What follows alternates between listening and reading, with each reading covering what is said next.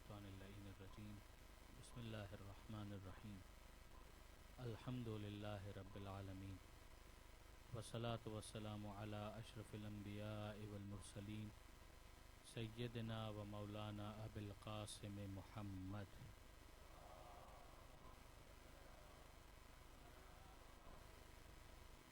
و اہل بیتہ الطیبین الطاہرین المعصومین المظلومین المنتجبین المنتخبین المیامین لا سیما للامام المنتظر والحجۃ الثانی عشر واللعنۃ الدائمۃ الباقیۃ علی اعدائہم اجمعین من یوم ظلمہم الی قیام یوم الدین اللہم انا نرغب الیک فی دولۃ کریمہ تعز بها الاسلام و اہلہ وتذل بها النفاق و اہلہ وتجعلنا فيها من الدعاة إلى طاعتك والقادة إلى سبيلك وترزقنا بها كرامة الدنيا والآخرة رب اشرح لي صدري ويسر لي أمري واحلل عقدة من لساني يفقهوا قولي واجعلني خالصا لوجهك الكريم يا الله صلوات على محمد وعلى محمد.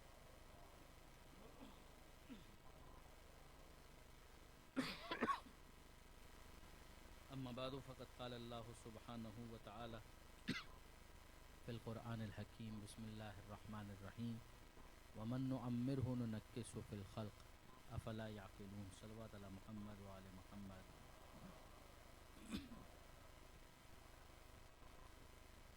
برادران عزیز و خاران محترم، سورہ مبارکہ یاسین کے اختتام کی طرف ہم تقریباً پہنچ چکے ہیں.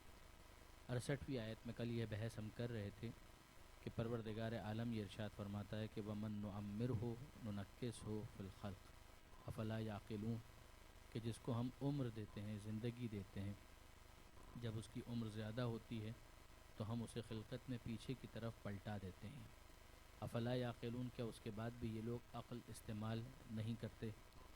پروردگار عالم چاہتا یہ ہے کہ جوان بزرگوں کے آئینے میں اپنے مستقبل کو دیکھیں، ملاحظہ کریں کہ بہرحال یہ جوانی ہمیشہ باقی رہنے والی نہیں ہے.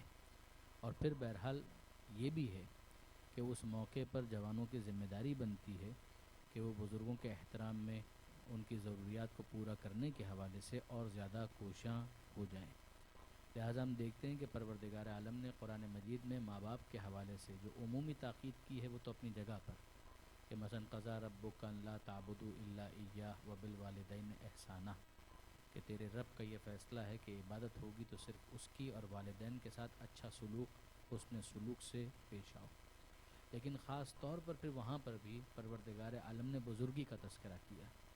اما یبلغن عندک الکبر احدہما او کلاہما، کہ اگر ان میں سے دونوں یا ایک اگر کبر، بڑے ایج کے اوپر پہنچ جاتے ہیں، بڑھاپے کے سن میں داخل ہو جاتے ہیں، ولا تقل لہما اف ولا تنہرہما وقل لہما قولا کریما، تو خبردار انہیں اف بھی نہ کہنا، انہیں جھڑکنا مت، اور ان سے بات کرنا تو پیار اور محبت سے بات کرنا. اس لیے کہ بہرحال اب یہ اس ایج کا تقاضا ہے کہ کچھ چڑچڑاپن آئے گا، اور اس کے نتیجے میں ہو سکتا ہے کہ وہ جلدی چیزوں کو فیل کرنے لگے، سینسٹیو ہو جائے، ایکسٹرا سینسٹیو ہو جائے. تو اس موقع پر توقع یہ ہے کہ اولاد اپنے ماں باپ کے ساتھ زیادہ بہتر سلوک اختیار کریں گے، اس لیے کہ ان کی تو اب ایج کا تقاضا یہ ہے، اور پھر ان کی محبتیں، شفقتیں جو انہوں نے اس پر بچپن کے زمانے میں کی ہیں، اس کا بھی تقاضا یہ ہے کہ یہ اسی طریقے سے ریسیپروکیٹ ہو، یہ اسی طریقے سے اس کو رسپونڈ کرے.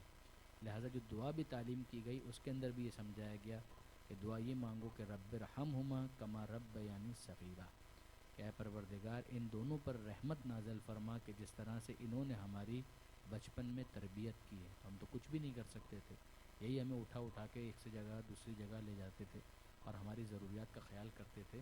تو ان چیزوں کو بھی توجہ دلائی گئی ہے. اور پھر اس کے بعد اس میں جو تہذیب آل محمد ہے، مثلا خاص طور پر مثلا چھٹے امام امام جعفر صادق علیہ الصلوۃ والسلام،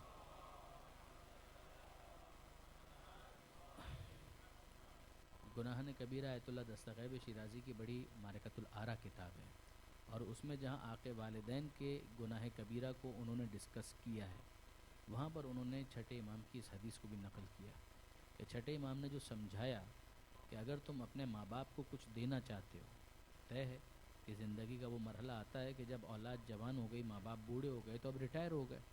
جب وہ ریٹائر ہو گئے ہیں تو اب وہ خود سے اپنی ضروریات کو پورا کرنے کے لیے انکم ان کو تو نہیں مل رہی ہے، ان کے پاس اب اتنا کیش نہیں ہے، جو جنرلی یہی ہوتا ہے. تو پھر اب بیٹے کی ذمہ داری ہے زیادہ کہ وہ اپنے ماں باپ کی ضروریات کا خیال رکھے. تو اب کس طرح سے پیش کریں؟ اگر آپ سورہ یاسین میں ابتدا سے ہمیں فالو کر رہے ہیں تو آپ کو یاد ہوگا میں نے کئی مرتبہ یہ مثال دی کہ ایک ہے دینا اور دوسرا ہے عزت کے ساتھ دینا، محبت کے ساتھ دینا، شفقت کے ساتھ دینا، سلام قولا من رب الرحیم والا جو انداز ہوتا ہے. تو اب یہاں پر خاص طور پر ماں باپ کے حوالے سے وہ جو دینے والا انداز ہے، وہ پروٹوکول کیا ہونا چاہیے، چھٹے امام اس پر گفتگو کر رہے ہیں. اور چھٹے امام اس کے اوپر بحث کرتے ہوئے ارشاد فرماتے ہیں کہ جب تم اپنے ماں باپ کو کچھ دو تو دیکھو خبردار ایسا نہ ہو کہ تم دے رہے ہو تو تمہارے ہاتھ اوپر ہوں اور ان کے ہاتھ نیچے ہوں، ایسا نہیں ہونا چاہیے. تو پھر کس طرح سے دیں؟ کہ جو بھی تم دینا چاہتے ہو اپنے ہاتھوں کو پھیلاؤ اور اپنے پھیلے ہوئے ہاتھوں کے اوپر اس کو رکھو اور پھر اپنے ماں باپ کے سامنے پیش کرو. اب ان کا ہاتھ لیتے ہوئے بھی اوپر ہوگا، تمہارا ہاتھ دیتے ہوئے بھی نیچے ہونا چاہیے. کہ یہ کر کے دیکھو.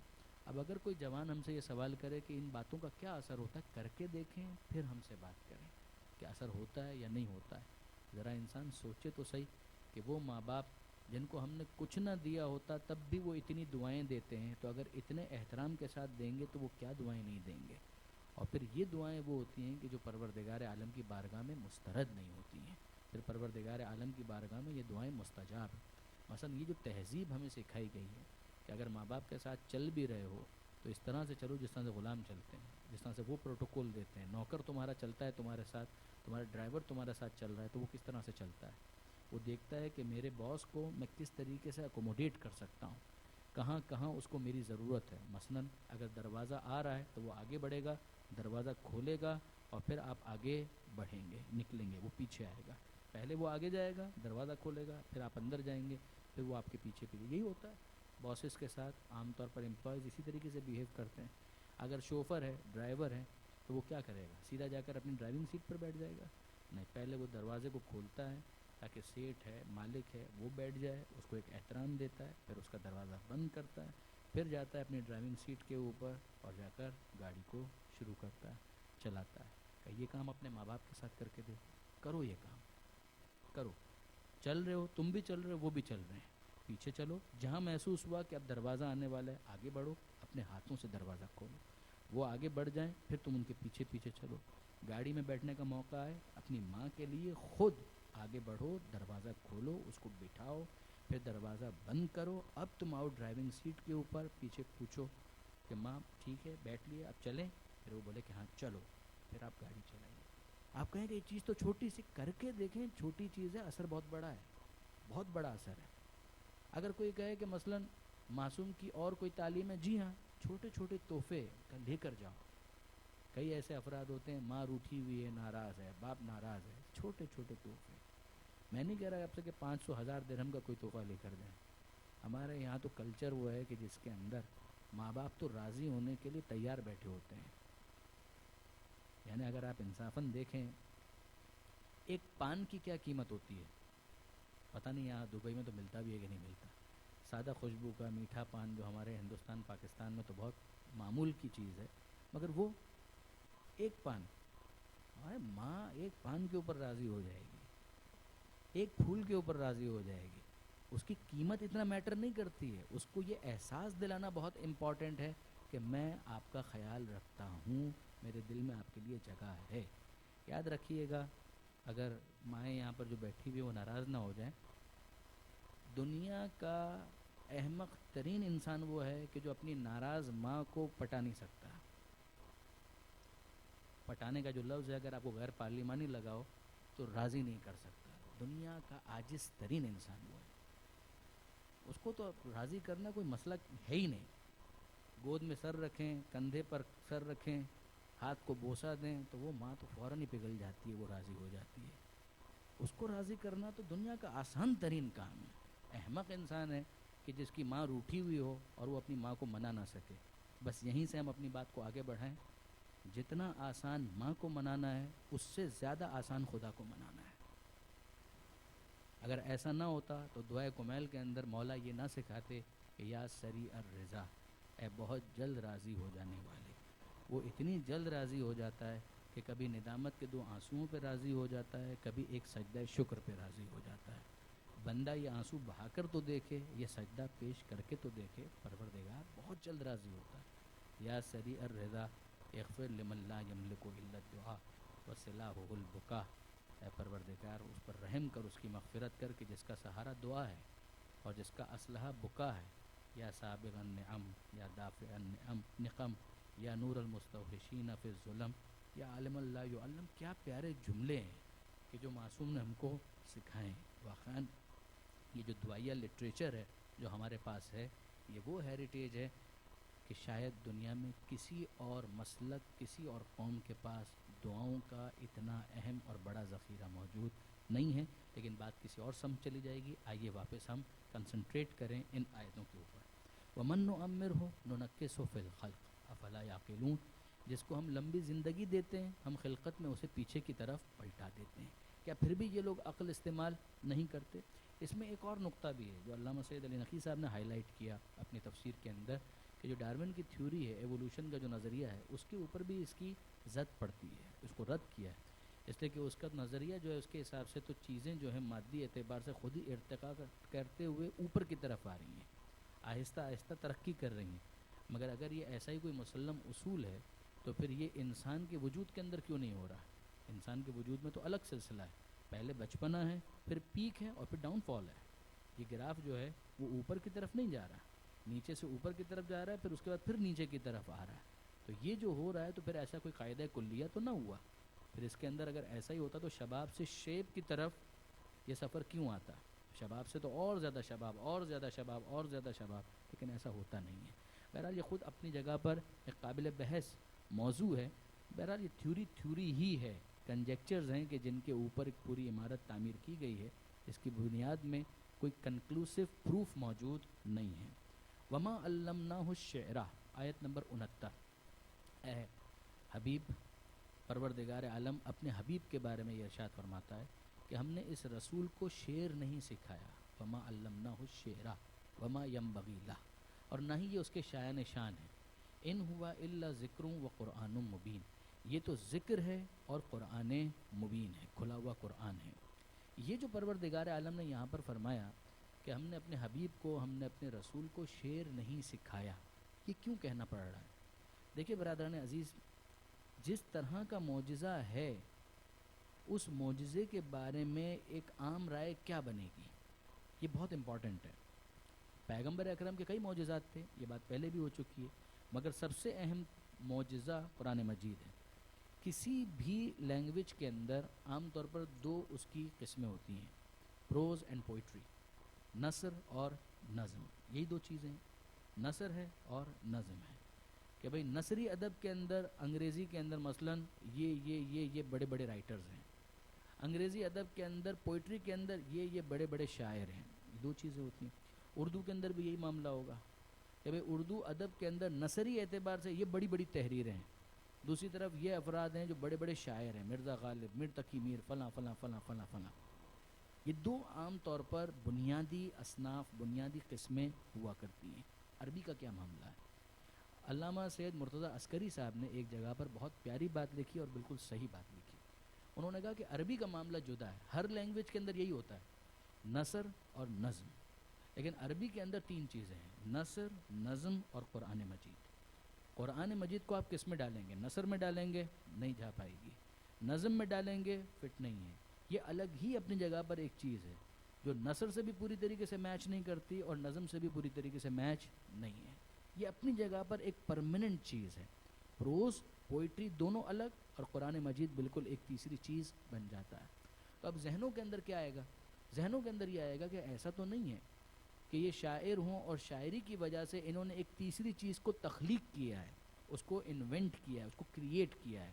میں آپ کی خدمت میں اس کانسیپٹ کو سمجھانے کے لیے ایک مثال دوں. حضرت عیسیٰ علیہ السلام کا معجزہ کیا تھا؟ وہ مردے کو زندہ کرتے تھے، درست ہے. حضرت عیسیٰ علیہ السلام کوڑ کے مریض کو، لیپریسی کے، اس کو اچھا کر دیتے تھے، کیور کرتے تھے، اس کو شفا دیتے تھے. یہی ہے. اچھا، اب حضرت عیسیٰ علیہ السلام نے کسی میڈیکل کالج میں تعلیم حاصل کی؟ نہیں. مثلا ہمارے یہاں دو بڑے نام ہیں، D M C, S M C, Dow medical college, Sindh medical college. آپ فرض کیجئے حضرت عیسیٰ علیہ السلام کے زمانے میں ایسا کوئی انسٹیٹیوشن ہو جہاں وید طبیب ٹائپ کے حکیم وکیم بنتے ہوں. حضرت عیسیٰ علیہ السلام نے وہاں پر 4-6 سال 7 سال 8 سال گزارے ہوں، اور پھر وہ آ کر یہ والا معجزہ دکھائیں، تو آپ انصاف سے مجھے بتائیے کہ آپ کے ذہن میں کیا آئے گا؟ پہلی چیز جو ذہن میں آئے گی وہ یہ آئے گی کہ آدمی قابل ہے، اتنے عرصے تک اس نے فلاں میڈیکل کالج کے اندر تربیت حاصل کی ہے، وہیں پر اس نے اپنے آپ کو ڈیولپ کیا ہے، ڈیولپ کرتے کرتے یہاں تک پہنچا کہ اس نے مردوں کو زندہ کرنا بھی سیکھ لیا اور لیپریسی کے مریض کو اچھا کرنا بھی سیکھ لیا. دوسرے یہ نہیں کر پا رہے، ٹھیک ہے، لیکن سیکھا اس نے وہاں پر ہے. یہ آپ کے ذہن میں آئے گا یا نہیں آئے گا؟ یہ چیز آپ کے ذہن میں ڈیفینیٹلی آئے گی. لہٰذا حضرت عیسیٰ علیہ السلام کا کمال کیا ہے؟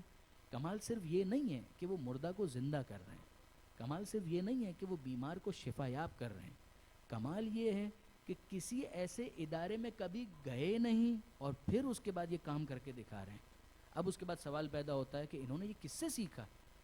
ہمارے سامنے انہوں نے زندگی گزاری ہے، تو انہوں نے کسی انسان سے تو یہ تربیت حاصل نہیں کی. انسان سے تربیت حاصل نہیں کی تو پھر کس سے تربیت حاصل کی؟ کلیم کیا ہے؟ کلیم یہ ہے کہ میں نے خدا سے یہ تربیت حاصل کی.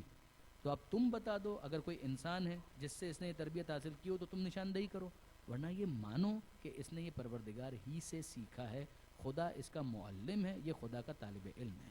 بالکل اسی طریقے سے پیغمبر اکرم کا کیس بنے گا. وما علمناہ الشعر، ہم نے اس رسول کو شعر نہیں سکھایا، ورنہ تم تو ہر جگہ یہی کہہ دو گے کہ یہ تو شاعر تو تھے، شعر تو کہتے تھے. لہٰذا انہوں نے اس طرح سے اپنے آپ کو ڈیولپ کیا کہ یہ کلام بھی تیار کر دیا.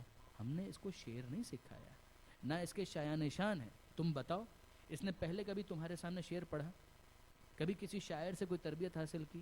کس سے اس نے شاعری سیکھی؟ کسی سے نہیں. اس کا مطلب کیا ہے؟ تم نشاندہی کرنے میں ناکام ہو کہ یہ اس کا شاگرد ہے، یہ اس کا شاگرد ہے. عام طور پر آپ شعراء کرام کا انٹرویو دیکھیں، آپ کس سے اصلاح لیا کرتے تھے؟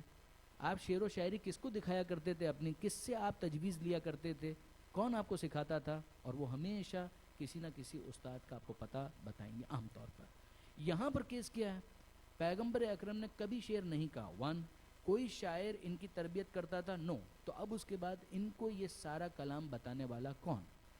جواب پھر وہی آتا ہے کہ ان کو یہ سارا کلام بتانے والا اگر کوئی انسان ہے تو تم نشاندہی کرو، ورنہ یہ مانو کہ خالق ہے کہ جس نے اس کلام کو اس کے اوپر نازل کیا تھا. وما علمناہ الشعر وما ینبغی لہ. کیا اس کے اندر پروردگار عالم شاعری کی تنقیص کرنا چاہ رہا ہے؟ شاعری کو برا بھلا کہنا چاہ رہا ہے؟ رانگ، بالکل غلط. سورہ مبارکہ شعراء کے اندر پروردگار عالم نے براڈلی اسپیکنگ شعراء کے اوپر تنقید کی ہے، مگر کسی خاص وجہ سے. وہاں پر جو شعراء کے اوپر تنقید آئی ہے وہ شعراء یتبعہم الغاوون، کہ شعراء جو ہیں ان کی پیروی گمراہ لوگ کرتے ہیں. یہ پروردگار عالم نے کہا کہ عام طور پر ایسا ہوتا ہے. بالکل صحیح ہے. ایک آدمی وہ غزلیات ہی کے اندر پڑا ہوا ہے، اسی سے اٹھ نہیں رہا ہے، کبھی ختم ہی نہیں کرتا ہے، تو پھر وہ فارغ آدمی ہے. اس کا مطلب دوسرا کوئی کام ہی اس کو نہیں ہے، اور وہ اسی قسم کے تخیلات اور وہم اور خیال کے دوش کے اوپر ہی سفر کرتا کرتا کرتا کرتا کہاں چلا گیا؟ حقیقت کی دنیا سے دور. یہ افراد ظاہر پر حقیقت سے دور ہو جائیں گے. پھر اس کے بعد پروردگار فرماتا ہے الم تر انہم فی کل وادی یہیمون، یہ لوگ تم دیکھتے نہیں ہو کہ ہر وادی میں سرگرداں رہتے ہیں، چکر لگاتے رہتے ہیں، کبھی ادھر کبھی ادھر کبھی ادھر، خیالوں ہی کی دنیا کے اندر رہتے ہیں. وَأَنَّهُمْ يَقُولُونَ مَا لَا يَفْعَلُونَ، اور یہ وہ کہتے ہیں کہ جس پر خود عمل نہیں کرتے. ایسی شاعری ہے پسندیدہ نہیں ہے، لیکن وہ شاعری جو مقصدیت کے ساتھ ہے وہیں پر پروردگار نے الا کہہ کر اس کو مستثنیٰ کیا ہے. وہ افراد جو اپنے مقاصد کے اعتبار سے صاحبان ایمان ہیں، نیک ہیں، صالح ہیں، اور جن کا فن ان کے اہداف و مقاصد کے کام آتا ہے، ظالم کی مذمت کرتے ہیں، مظلوم کی حمایت کرتے ہیں، یہ وہ افراد ہیں کہ جن کی شاعری پسندیدہ ہے. یوں اگر آپ انصافاً دیکھیں تو خود معصومین میں دیگر جو معصومین ہیں ان کے اشعار ہم تک پہنچے ہیں. چوتھے امام کے اشعار ہم تک پہنچے ہیں. مولا کائنات سے منسوب تو پورا ایک دیوان ہے کہ جو ہم تک پہنچا ہے. درست ہے کہ پورے دیوان کے بارے میں ہم یقین کے ساتھ نہیں کہہ سکتے کہ یہ مولا کا دیوان ہے، لیکن کیا مولا کائنات نے کبھی شعر ہی نہیں کہے؟ یہ کہنا تو بہت مشکل ہے. امیر المومنین شعری ذوق رکھتے تھے اور امیر المومنین نے اس کو استعمال کیا ہے. دیبل خزائی معصومین نے انکریج کیا ہے، کمیت معصومین نے انکریج کیا ہے، حسان خود پیغمبر اکرم نے انہیں انکریج کیا ہے. غدیر خم کے میدان میں اعلان ولایت کے بعد فی البدی، کچھ اشعار انہوں نے کہے اور بہت عمدہ اشعار کہے اور پیغمبر اکرم نے تعریف بھی کی. پیغمبر شعر کہتے نہیں تھے مگر شعر کا ذوق رکھتے تھے. دوسرے معصومین شعر کہتے بھی تھے اور شعر کا ذوق بھی رکھتے تھے، دونوں چیزیں تھیں. پیغمبر اکرم خاص جو شعر نہیں کہتے تھے اس کی وجہ یہ تھی کہ کسی کے ذہن میں یہ خیال نہ آئے کہ پیغمبر اکرم نے یہ سارا کلام اپنی شاعرانہ صلاحیتوں کی بنیاد پر ترتیب دیا ہے، بلکہ پیغمبر اکرم پر یہ وحی نازل ہوتی تھی. لہٰذا پیغمبر اکرم نے جو کچھ بھی بیان کیا وہ وحی کے ماتحت بیان کیا. وَمَا يَنْطِقُ عَنِ الْهَوَىٰ إِنْ هُوَ إِلَّا وَحْيٌ يُوحَىٰ. کہ یہ ہمارا حبیب یہ اپنی خواہش سے اپنی مرضی سے بات بھی نہیں کرتا، یہ وہی کہتا ہے جو وحی کی صورت میں اس پر نازل ہوتا ہے. تو یہ تھا وہ کانسیپٹ جو اس آیت کے اندر سمجھایا جا رہا ہے کہ وما علمناہ الشعر وما ينبغي له، کہ ہم نے اپنے حبیب کو شعر نہیں سکھایا، اس کے شایان نشان بھی نہیں تھا، ورنہ یہ ڈاؤٹ ہوتا، ورنہ یہ شک آتا. ان ہوا یہ کیا ہے، الا ذکرن، ہم نے جو کچھ نازل کیا وہ یا ذکر ہے، نصیحت ہے، وہ قرآن مبین، اور قرآن مبین ہے. اب آپ نوٹ کیجئے اس بات کو، قرآن تو یہ ہو گیا، اس کے علاوہ بھی جو کچھ پیغمبر اکرم بیان کر رہے ہیں وہ وحی کے ماتحت ہے اور وہ ذکر ہے. اور ہم ابتدا سے چلے آ رہے ہیں اس بات کے اوپر، انما تنذر من اتبع الذکر، اے حبیب آپ تو اس کو ڈرا سکتے ہیں کہ جو ذکر، جو نصیحت کی پیروی کرنا چاہے. وہ خشی الرحمن بالغیب، اور خدا رحمان کا بالغیب خوف رکھتا ہو. یہ دونوں چیزیں ہوں تو آپ کی انذار کرنا، آپ کا ڈرانا اس کو فائدہ پہنچائے گا. یہ وہاں پر بات ہو چکی ہے. اب یہاں پر دیکھیے، پروردگار عالم فرماتا ہے ہم نے تو نازل کر دیا، یہ جو کچھ بھی ہم نے نازل کیا ہے ذکر ہے یا قرآن مبین ہے. لِيُنذِرَ، کیوں نازل کیا؟ تاکہ یہ ڈرائے. کس کو؟ من کانا حیًّا، جو زندہ ہے اس کو ڈرائے. وہاں پر کیا کہا تھا، کس کو ڈرائے؟ من اتبع الذکر، جو نصیحت کا اتباع کرنے کے لیے آمادہ ہو چکا ہے، جس کے دل میں خدا رحمان کا بالغیب خوف موجود ہے. اب یہ تو تھیورم ہے، آپ اس کو سالو کر لیجئے، ایکویشنز بنا لیجئے. ایکویشن کیا ہے؟ اے حبیب آپ اس کو ڈرا سکتے ہیں جس کا دل نصیحت قبول کرنے کے لیے آمادہ ہو. 1 نمبر 2 خدا رحمان کا خوف ہو. دو چیزیں ہوئی. یہاں پر کیا کہا گیا؟ آپ اس کو ڈرائیں گے، یہ رسول اس کو ڈرائے گا جو زندہ ہوگا. اس کا نتیجہ کیا ہوگا؟ اگر انسان آمادہ دل نہیں رکھتا، اگر وہ نصیحت کی اتباع کے لیے آمادہ نہیں ہے، 1 نمبر 2 اس کے دل میں خوف خدا نہیں ہے، یہ دونوں چیزیں مائنس ہے، تو وہ زندہ نہیں ہے خدا کی نظر میں. قرآن کی نظر میں وہ مردہ ہے. اب یہاں پر آپ اس بات کو سمجھیں. ایک یہ ہے کہ انسان چل رہا ہے، پھر رہا ہے، یہ تو حیوانی زندگی ہے. انسانی زندگی اس سے بالاتر ہے. انسانی زندگی صرف یہ نہیں ہے کہ انسان چل رہا ہے، پھر رہا ہے، وہ تو گدھا بھی چل رہا ہے، گھوڑا بھی چل رہا ہے، کتا بھی چل رہا ہے. ایک ہے انسان کی نباتی زندگی، کہ جس طریقے سے پلانٹس ہیں وہ گرو کرتے ہیں تو نشو نما ہو رہی ہے، وہ آہستہ آہستہ بڑھ رہا ہے. انسان ہے وہ بھی آہستہ آہستہ بڑھ رہا ہے. Similar to that growth of plants, جیسا اس کا معاملہ ہے ویسا اس کا ہو گیا. پھر اس کے بعد اگلا مرحلہ ہے کہ جس طرح جانور کے اندر لوکوموشن ہے، موومنٹ ہے، ادھر سے ادھر وہ حرکت کرتا ہے، اسی طرح سے انسان بھی ادھر سے ادھر حرکت کر رہا ہے. یہ جانوروں والی زندگی ہے. ابھی اس کو ایک سٹیپ اور آگے جانا ہے انسانوں والی زندگی کے لیے، جس کے بعد قرآن کی نظر میں یہ زندہ ہوگا. اور وہ کیا ہے کہ کیا اس نے عقل کو استعمال کر کے اپنے دل کو اتنا نرم کیا؟ یہ نجات کی فکر رکھتا ہے؟ اگر فکر نجات رکھتا ہے، بات ہو چکی ہے اس بار، ذکر اور نصیحت کی اتباع کے لیے پریپئر ہو چکا ہے اور خدائے رحمان کا خوف ہے، نعمتیں جانوروں کی طرح چر نہیں رہا ہے، نعمت کے ذریعے منعم تک پہنچتا ہے. اگر ایسا ہے تو خدائے رحمان کا خوف اس کے دل میں آئے گا، پیغام کی طرف وہ کان دھرے گا. جب ایسا ہوگا تو وہ زندہ ہو گیا. اب جب یہ زندہ ہے تو اس کی زندگی بڑھے گی، زندگی اس کی آگے بڑھے گی. کیسے؟ لِيُنذِرَ مَن كَانَ حَيًّا. اے حبیب آپ پیغام اس کو سنائیں گے، یہ پیغام کو سن کر قبول کرے گا، دل میں بسائے گا، نتیجتاً جو اس کی انسانی زندگی ہے اس میں اضافہ ہوتا چلا جائے گا. یہ بات پروردگار نے سورہ اعراف میں بھی کی ہے. لہم قلوب لا یفقہون بہا، مرثیہ پڑھا ہے، ان کے پاس دل ہیں سوچتے نہیں ہیں. لہم اعین لا یبصرون بہا، آنکھیں ہیں بصیرت نہیں ہے. آذان لا یسمعون بہا، ان کے پاس کان ہیں مگر سنتے نہیں ہیں. دیکھتے نہیں ہیں، سنتے نہیں ہیں. کیا مطلب؟ جانوروں والا دیکھ رہے ہیں، جانوروں والی آوازیں سن رہے ہیں، وہ ایسا نہیں کہ نہیں سنتے ہیں، مگر وہ کنیکشن ہی ڈیولپ نہیں ہو پا رہا. ان کا دل اس نصیحت کو قبول نہیں کرا. اولئک کالانعام، تو یہ جانوروں کی طرح سے ہیں، چوپایوں کی طرح سے ہیں، بل ہم ازل، بلکہ یہ جانوروں سے گئے گزرے ہیں. یہ جانوروں کے پاس تو پوٹینشل نہیں تھا، دے ہیڈ گاٹ پوٹینشل، اور انہوں نے اس کو روئن کیا ہے، انہوں نے اس کو ابیوز کیا ہے، مس یوز کیا ہے رادر. جب ایسا کیا ہے تو یہ لوگ جانوروں جیسے ہیں؟ نہیں، بلکہ اس سے بھی گئے ہوئے ہیں، اس سے بھی گئے گزرے ہیں. ہیومن پوٹینشل کو یہ کیپٹلائز نہیں کر رہے، ہیومن کیپٹل کو یہ یوز نہیں کر رہے. جب ایسا معاملہ ہے تو پھر معاملہ ان کا خدا کی نظر میں یہی ہے کہ یہ لوگ مردہ ہیں، یہ زندہ نہیں ہیں. اور دوسری طرف آپ دیکھیں، یہ بہت انٹرسٹنگ ایک کمپیریزن ہے کہ دوسری طرف اگر آپ دیکھیں تو سر اور دھڑ میں جدائی ہو چکی ہے، وہ گر چکا ہے، اس کا خون بہہ چکا ہے، وہ قتل ہو چکا ہے. مگر یہ قتل کس میں ہے؟ لا تحسبن الذین قتلوا فی سبیل اللہ، گمان بھی مت کرنا کہ وہ جو اللہ کی راہ میں قتل کر دیے گئے وہ مردہ ہیں. خبردار، تمہارے دل میں دماغ میں یہ خیال بھی نہ آئے. بل احیاء، بلکہ وہ زندہ ہیں. سر اور دھڑ میں جدائی ہے مگر وہ زندہ ہیں. اور یہ سالم اس دنیا کے اندر موجود ہے، چل رہا ہے. خدا کہتا ہے یہ مردہ ہے، ان کی زندگی اور موت برابر ہے، کوئی فرق نہیں ہے. آپ نوٹ کر رہے ہیں؟ کیس یہی ہے کہ وہ اس دنیا سے جانے کے بعد بھی سر اور دھڑ کی جدائی کے باوجود روحانی اعتبار سے اتنا بلند ہو چکا ہے کہ پروردگار اسے زندہ مانتا ہے، اسے مردہ نہیں مانتا. اسے زندہ ہوتے ہوئے مردہ مانتا ہے، اسے بظاہر مرنے کے بعد بھی زندہ مانتا ہے. لِيُنذِرَ مَنْ كَانَ حَيًّا، اے حبیب پرپز یہ ہے کہ اس کے ذریعے سے آپ، یہاں پہ تو صیغہ جو ہے وہ تھرڈ پرسن کا ہے، غائب کا صیغہ ہے، تو کہا لِيُنذِرَ، تاکہ رسول اسے ڈرائے، مَنْ كَانَ حَيًّا، جو زندہ ہے. وَيَحِقَّ الْقَوْلُ عَلَى الْكَافِرِينَ، اور جو زندہ نہیں ہے تو پھر وہ کافر ہے، تو ان کافروں کے اوپر خدا کی حجت تمام ہو جائے، پھر وہ قیامت کے میدان میں اگنورنس پلیڈ نہ کر سکیں. پھر پروردگار عالم ارشاد فرماتا ہے، اب یہ بالکل اختتام کی طرف ہم آگے، 71ویں آیت ہے، 83 کل آیتیں ہیں. اولم یرو، کیا انہوں نے نہیں دیکھا؟ نوٹ کیجئے پھر بار بار، نہیں دیکھا، نہیں دیکھا، نہیں دیکھا، یعنی آنکھوں سے تو دیکھ رہے ہیں، بصیرت نہیں آ رہی ہے.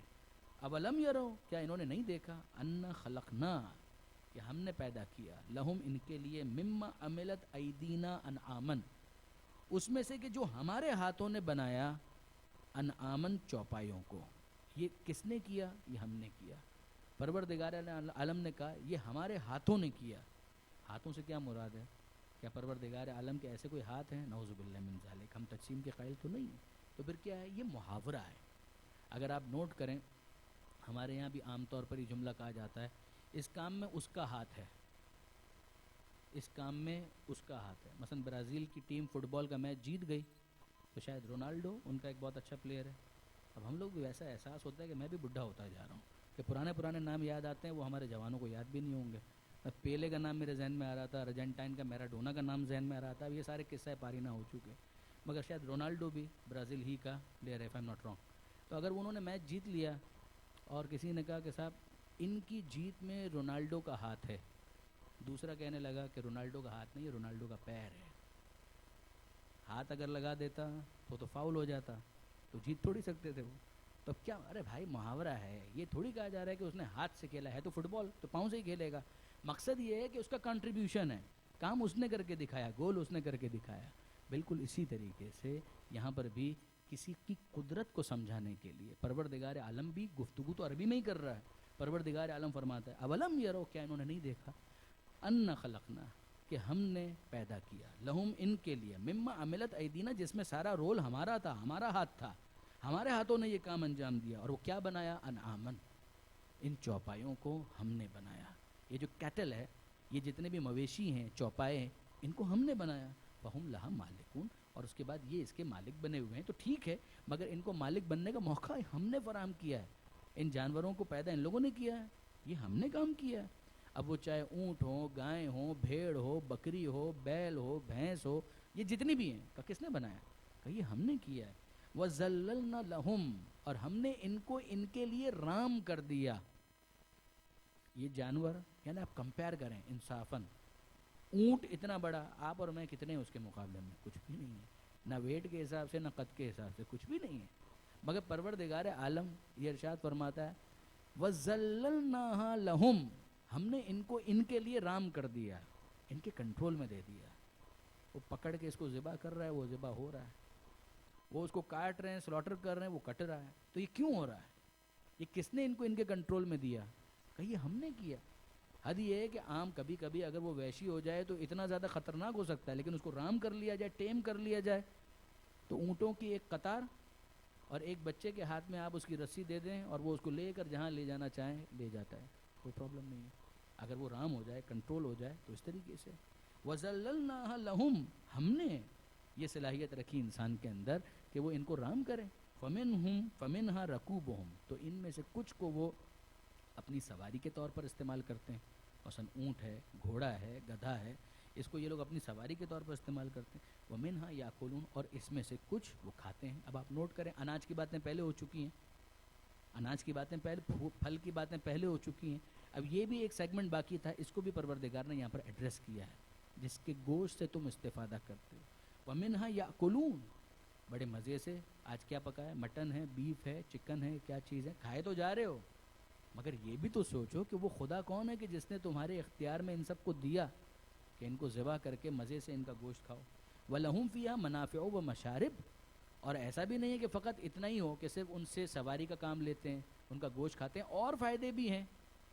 انہی کے بالوں سے لباس بنا رہے ہو، انہی کی اون سے سویٹر بنا رہے ہو، انہی کے کھال سے جیکٹ بنا رہے ہو، جوتا بنا رہے ہو، ٹوپی بنا رہے ہو، کیا کچھ نہیں بنا رہے ہو.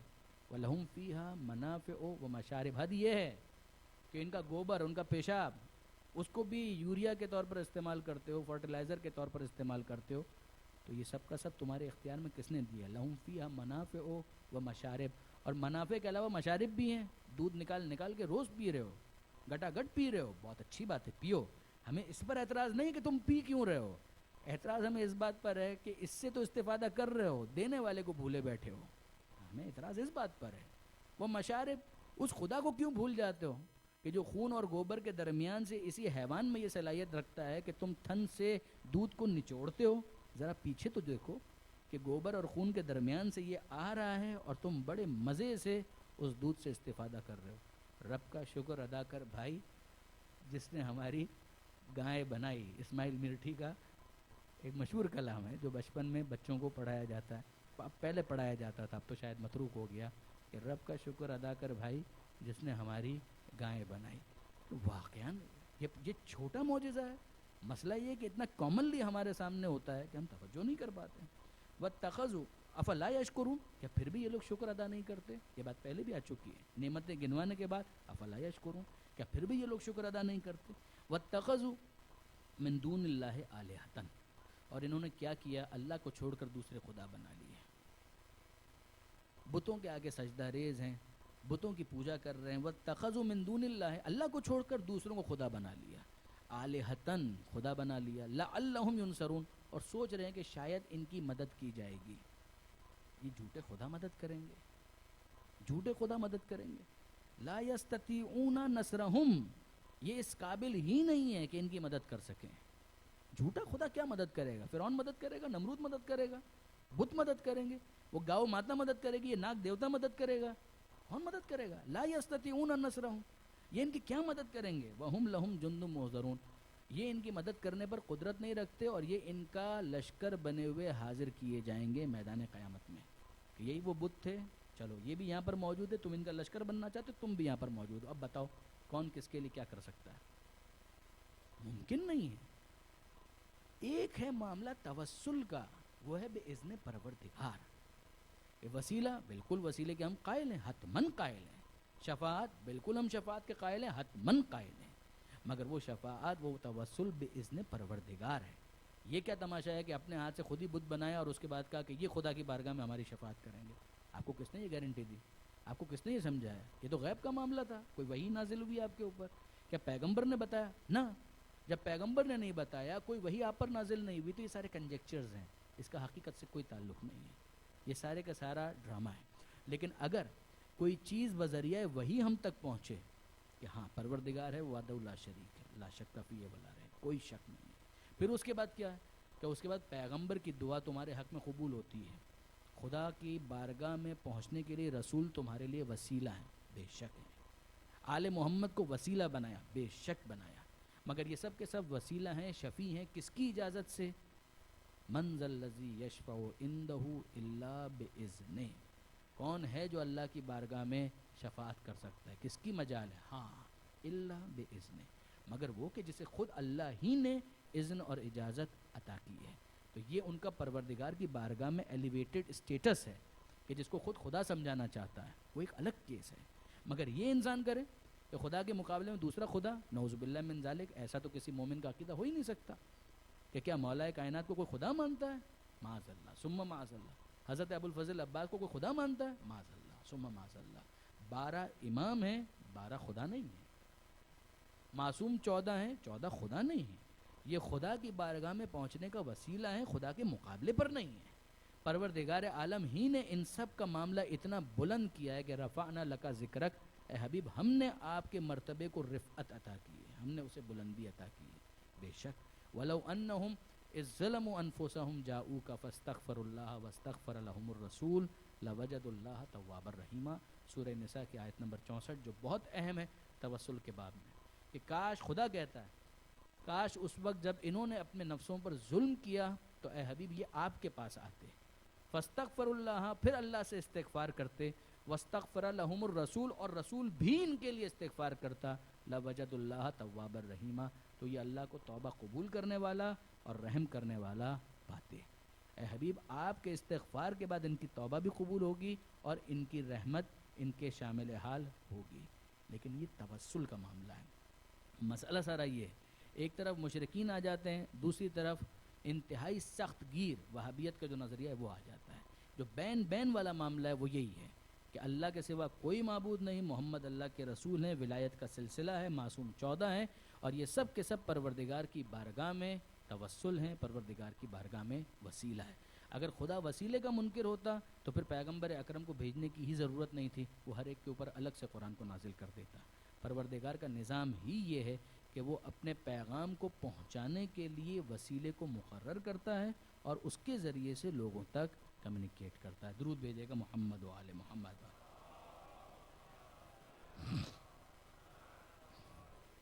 لا یستطیعون نصرہم، یہ جو جھوٹے خدا انہوں نے بنا لیے ہیں یہ کسی کام کے نہیں ہیں، دے آر ٹریش، ربش، گاربیج بن کے اندر ان کو پھینک دو۔ لا یستطیعون نصرہم، کسی کام کے نہیں، کوئی مدد نہیں کر سکتے۔ وہم لہم جند محضرون، اور یہ جب میدان قیامت ہوگا تو حاضر کر دیے جائیں گے یہ بھی اور ان کا لشکر بھی، جو ان کو مانے بیٹھے ہیں وہ بھی آ جائیں گے، دیکھ لیں گے۔ فلا یحزنک قولہم، اے حبیب آپ کو ان کی گفتگو رنجیدہ نہ کرے۔ اب یہ تھوڑا سا ایک منانے والا، سمجھانے والا ایک انداز ہے جو حبیب کی محبوب سے گفتگو ہے۔ فلا یحزنک قولہم، اے حبیب آپ ان کی باتوں کا نوٹس نہ لیں، آپ ان کو اگنور کریں، ان کی باتوں سے رنجیدہ نہ ہوں۔ انا نعلم، ہم جانتے ہیں، ما یسرون وما یعلنون، جو یہ لوگ چھپائے بیٹھے ہیں اپنے دلوں کے اندر ہم وہ بھی جانتے ہیں، جو یہ اعلان کر رہے ہیں ہم وہ بھی جانتے ہیں۔ یہ جو زبان سے کہتے ہیں جادوگر ہے، یہ کہتے ہیں کہ مثلا یہ شاعر ہے، اس طرح سے کر لیا، اس طرح سے کر لیا، یہ ہم سب سنتے ہیں، ہمیں معلوم ہے کہ یہ لوگ کیا بول رہے ہیں۔ انا نعلم ما یسرون وما یعلنون، جو انہوں نے اعلان کیا ہے وہ بھی ہم جانتے ہیں، جو چھپایا ہے اپنے دلوں میں، جو سازشیں، کانسپریسیز، ان سے بھی ہم خوب واقف ہیں۔ ان کو ان کا کام کرنے دیجئے، یہ کچھ کر نہیں پائیں گے، ان کا قول آپ کو غمزدہ نہ کرے۔ اولم یرل انسان، کیا انسان نے نہیں دیکھا؟ پھر واپس دیکھا کہ نہیں دیکھا؟ آپ نوٹ کریں اس کے اندر جہاں ابتدا سے ہماری بات چل رہی ہے، ان چیزوں کو آپس میں اگر آپ کنیکٹ کر رہے ہیں تو سورہ یاسین کا یہ حسن آپ کے لیے بہت واضح ہوگا۔ اِنَّا جَعَلْنَا فِي أَعْنَاقِهِمْ أَغْلَالًا فَهِيَ إِلَى الْأَذْقَانِ فَهُمْ مُقْمَحُونَ وَجَعَلْنَا مِن بَيْنِ أَيْدِيهِمْ سَدًّا وَمِن خَلْفِهِمْ سَدًّا فَأَغْشَيْنَاهُمْ فَهُمْ لَا يُبْصِرُونَ، آنکھوں سے تم دیکھ رہے ہو، بصیرت مل رہی ہے یا نہیں؟ اولم یرل انسان، کیا انسان نے نہیں دیکھا؟ انا خلقناہ من نطفۃ، ہم نے اسے پیدا کیا ایک نطفے سے، ایک حقیر قطرے سے، وہ بھی جب تم ٹپکاتے ہو تو اس میں سے بھی ہزاروں میں سے ایک نکلتا ہے جو کنسیو ہوتا ہے، کنسیپشن کی منزل تک پہنچتا ہے۔ کیا ہے؟ انسان سوچے تو صحیح، یعنی کس سے پھڈا لینا ہے؟ پروردگار سے۔ بالکل اگر عوامی زبان کے اندر کہا جائے کہ سوچو تو صحیح کہ جھگڑا کس سے لے رہے ہو، اپنی اوقات دیکھو، اپنی حیثیت دیکھو، اپنے جامے میں رہو۔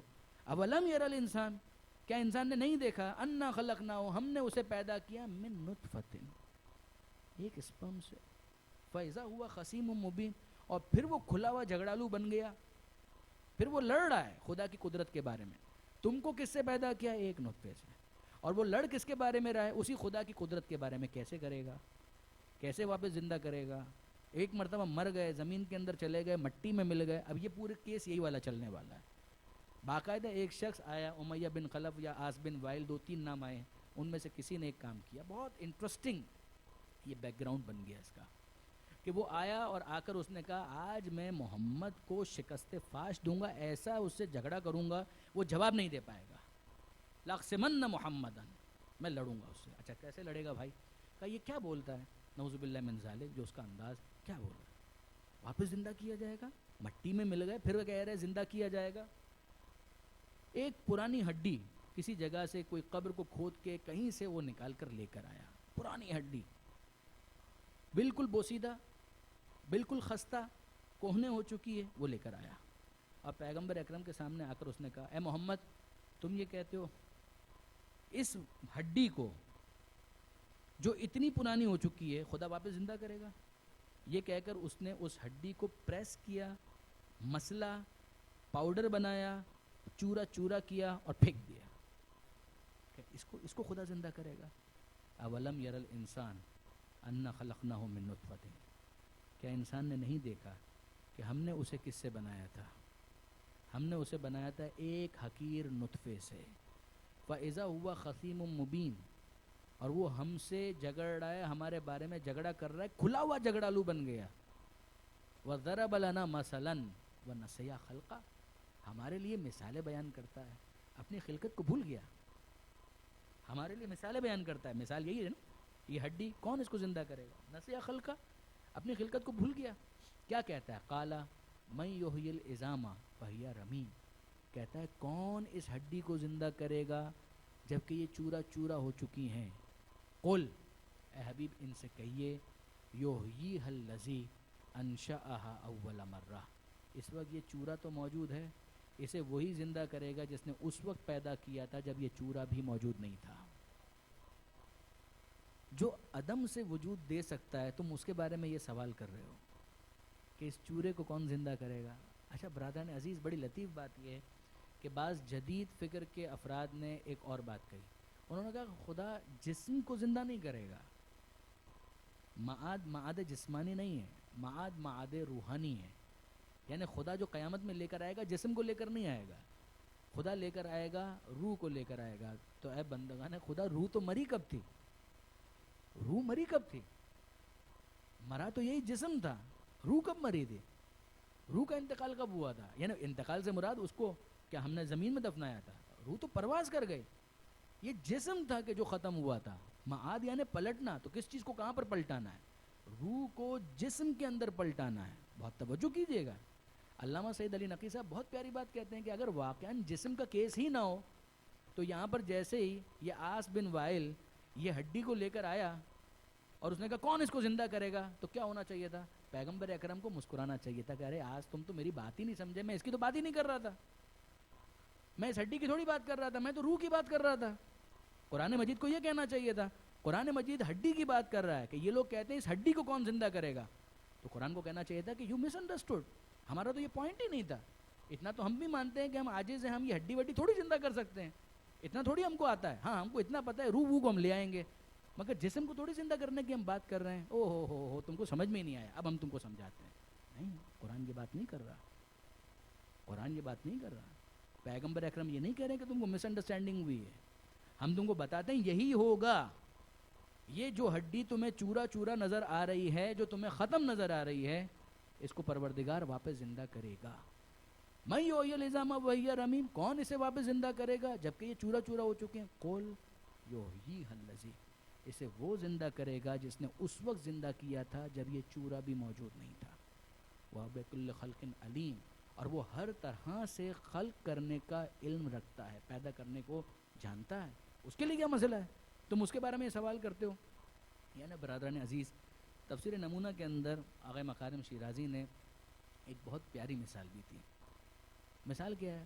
وہ کہتے ہیں کہ فرض کیجئے کہ لوہے کے کچھ ٹکڑے ہیں جو آپ سے مس ہو گئے ہیں، مٹی کے اندر مل گئے ہیں، چھوٹے چھوٹے ٹکڑے ہیں، نظر بھی نہیں آ رہے ہیں، مکس ہو گئے ہیں، آپ کے پاس علم بھی نہیں ہے، آپ کے پاس علم بھی نہیں ہے، لیکن آپ ایک مقناطیس لے آئیے، پاورفل میگنیٹ آپ لے آئیے اور وہاں پہ رکھیں، تو جو ٹکڑا جہاں پر ہوگا کھنچ کر واپس آ جائے گا اس مقناطیس کے پاس۔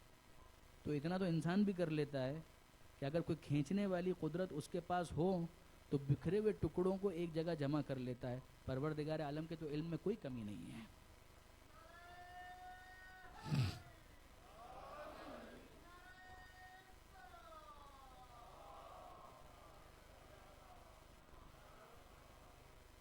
من الاجداث الی ربہم ینسلون، گزر چکا ہے کہ یہ اپنی قبروں سے اپنے رب کی طرف تیزی کے ساتھ آگے جائیں گے، کہیں گے یا ویلنا من بعثنا من مرقدنا، اس نے ہمیں بیدار کر دیا ہماری مرقد سے، ہماری خوابگاہ سے.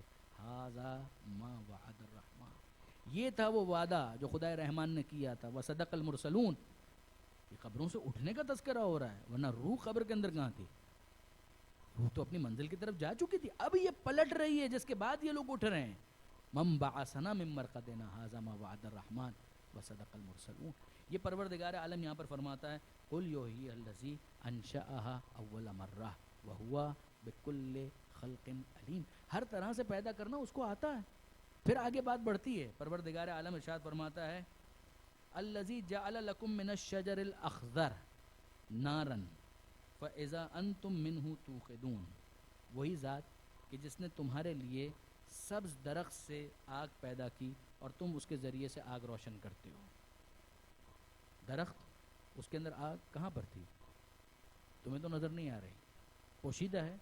سورج کا نور اس کے اندر کیسے جذب ہوا اور پھر اس کے بعد کس طریقے سے، خاص طور پر اس زمانے میں تو یہ ہوتا تھا. بعض درختوں کے نام بھی آئے ہیں کہ جس طریقے سے ماچس کو ہم یوز کرتے ہیں آگ لگانے کے لیے، وہ ان دو درختوں کی لکڑیوں کو آپس میں مارتے تھے اور اس کے ذریعے سے شعلہ بھڑک جاتا تھا. مگر چلیے چھوڑ دیجیے، اس کو اگنور کریں. جنگل کی آگ کیا ہے؟ ہوا چلی، چنگاری نکلی ان درختوں سے اور اس کے بعد خشک پتوں پر گری، جس کے نتیجے میں جنگل کی آگ بھڑک اٹھی اور بھڑکتی چلی گئی. جنگل کی آگ کی طرح بات کا پھیل جانا محاورہ بن گیا. کس نے آگ کو وہاں سے نکالا؟ کس نے نکالا؟ پروردگار عالم فرماتا ہے الذی جعل لکم من الشجر الاخضر نارا. تم اس کے بارے میں سوال کرتے ہو کہ مٹی سے پیدا کیسے کرے گا واپس اس مردہ کو، ان ہڈیوں کو چورا چورا ہونے کے بعد کیسے زندہ کرے گا؟ وہ خدا جو سبز درخت سے آگ کو پیدا کر سکتا ہے، وہی پروردگار زمین سے مردوں کو بھی واپس پیدا کر سکتا ہے. اس کی قدرت میں کیا پرابلم ہے؟ اور پھر اس کے بعد یہاں پر ایک مرتبہ پھر تفسیر نمونہ ہی کے اندر اینڈو تھرمک اور ایگزو تھرمک ریئیکشنز کے حوالے سے بہت عمدہ ایک سائنٹیفک بحث انہوں نے کی ہے. میرا سبجیکٹ نہیں ہے، میں فقط فردر ریڈنگ کے لیے اپنے نوجوان دوستوں کو متوجہ کر رہا ہوں کہ کس طریقے سے آکسیجن کے ریلیز ہونے کی وہ بات کرتے ہیں. کہتے ہیں کہ یہ جو سن ہے، سورج کی روشنی، وہی ایکچولی جذب ہو رہی ہے اینڈو تھرمک ریئیکشن کے ذریعے سے، اور پھر اس کے بعد جب آگ کے لیے ہم اسے استعمال کرنا چاہتے ہیں تو وہ آکسیجن ریلیز ہوتی ہے اور اس کے نتیجے میں ایگزو تھرمک ریئیکشن ہوتا ہے، اور وہی جو سورج کی روشنی ڈپازٹ ہوئی تھی وہ ریٹرن ہو جاتی ہے.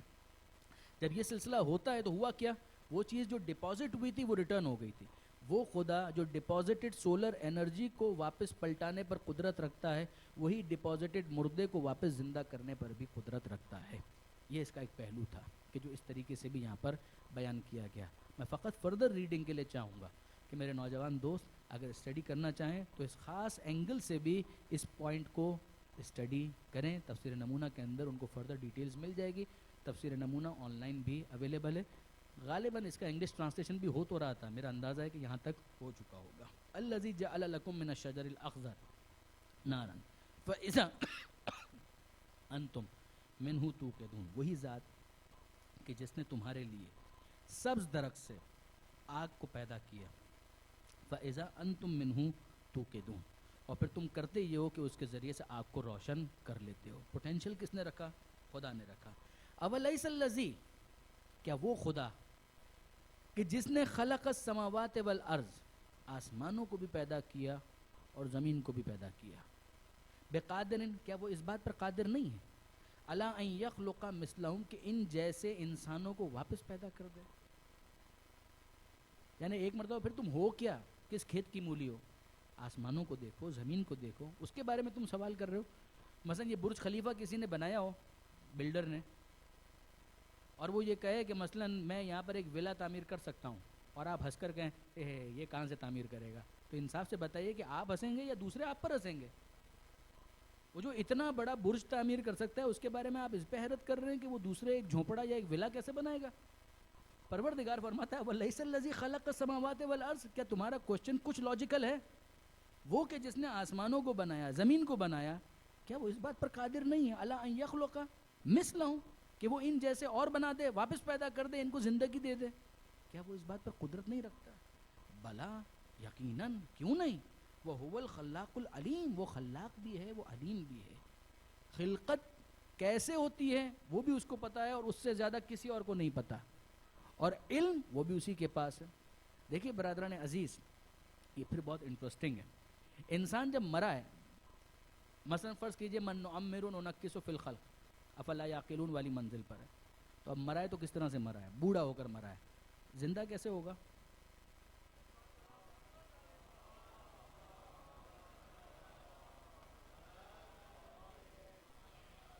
جنت میں کیسے جائے گا؟ بڈھا، پسند بھی نہیں آئے گا کسی کو۔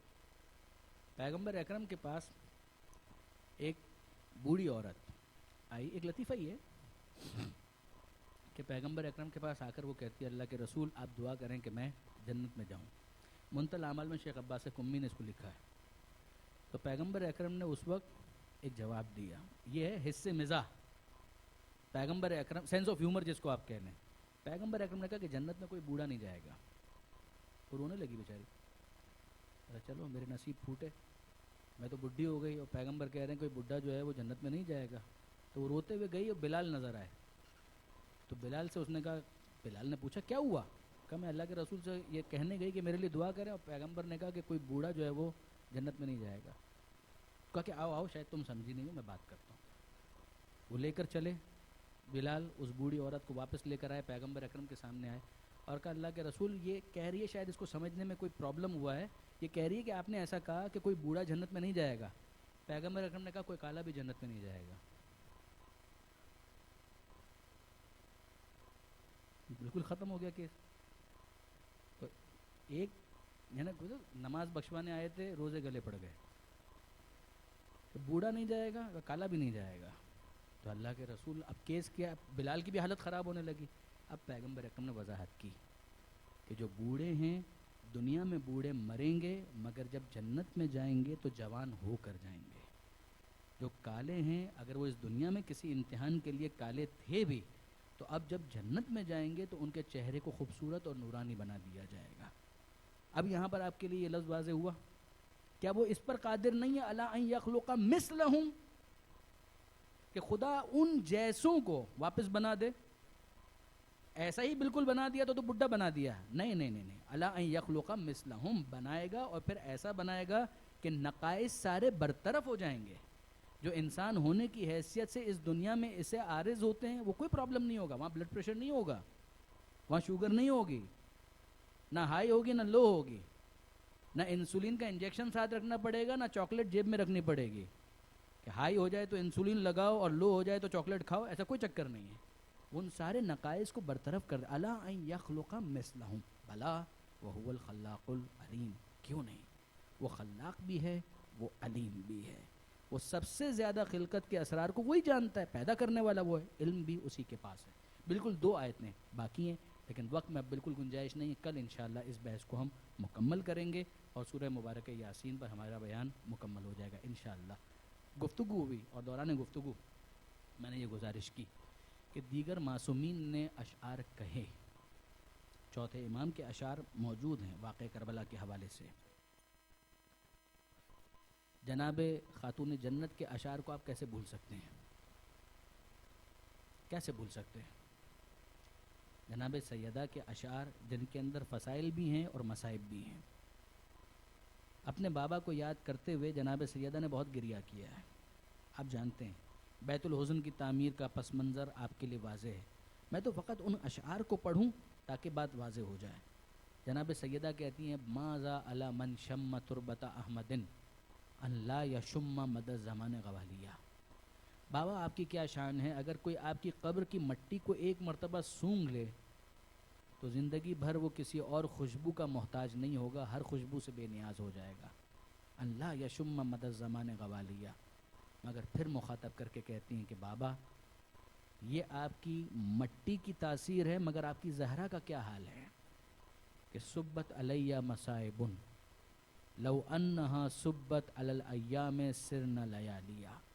بابا آپ کے بعد آپ کی زہرا پر اتنے مصائب آئے کہ اگر وہ گرم دنوں پر پڑتے وہ تاریک راتوں میں تبدیل ہو جاتے. جناب سیدہ جب یہ فریاد کر رہی تھی تو ان کے ذہن میں کیا کچھ نہیں ہوگا. بی بی گویا کہنا یہ چاہتی ہیں کہ بابا وہ دروازہ جس پر آ کر آپ کہا کرتے تھے السلام علیکم یا اہل بیت النبوہ، اے نبوت کے اہل بیت تم پر میرا سلام، بابا آپ کے بعد اس دروازے کا وہ احترام باقی نہیں رہا. بابا آپ کے بعد اس دروازے پر لوگ آئے تو شاید میرے دل میں یہ خیال آیا کہ لوگ تعزیت کے لیے پرسے کے لیے آئے، مگر کچھ دیر کے بعد وہاں تو آگ اور لکڑی اور دھواں بلند ہوتا ہوا نظر آ رہا تھا. اور بابا اس کے بعد اس دروازے کو فشار دیا گیا تو در و دیوار کے فشار میں آپ کی زہرا کہاں ہے. بس اتنا سمجھ لیجئے کہ میں نے فضا کو مخاطب کر کے کہا کہ یا فضا خذینی، اے فضا مجھے سنبھال، میرا محسن شہید ہو گئے. الا ولعنۃ اللہ علی القوم الظالمین وسیعلم الذین ظلموا ای منقلب ینقلبون. بار الہ اس قلیل توسل کو قبول فرما، قرآن مجید سمجھنے اور اس پر عمل کی توفیق عطا فرما، وارث قرآن امام زمانہ کے ظہور میں تعجیل فرما، ہمیں ان کے اعوان و انصار میں شمار فرما. ربنا تقبل منا انک انت السمیع العلیم وتب علینا انک انت التواب الرحیم.